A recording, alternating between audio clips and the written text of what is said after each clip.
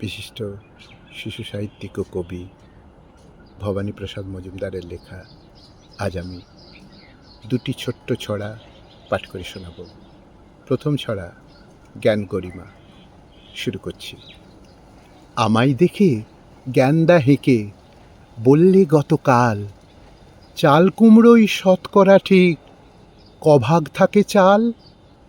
বল ভেবে তুই নইলে টেনে ছিঁড়বই তোর কান। মানকচুদের কোথায় থাকে মান বা অপমান? বলতো ভেবেই গোলাপ জামের কেন এতই দাম? এতে কভাগ গোলাপ থাকে, কভাগ থাকে জাম। মুচকি হেসেই জ্ঞানদাকে কই মুছেই মুখের ঘাম, বলতে পারো আমার কেন গোবর গণেশ নাম? বলতে পারো আমার কেন গোবর গণেশ নাম? আমার দ্বিতীয় ছড়া টাকা মাটি, মাটি টাকা। শুরু করছি।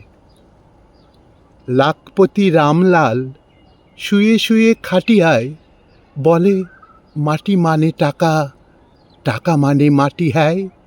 শুনে তার ভৃত্য জুড়ে দিল নৃত্য, বলে বাবু আপনার কথা খুবই খাঁটি হ্যায়।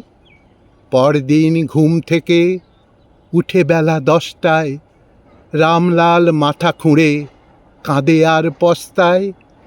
আলমারি ফাঁকা তার, হাওয়া সব টাকা তার, বদলেতে মাটি কিছু রাখা আছে বস্তায়। বদলেতে মাটি কিছু রাখা আছে বস্তায়।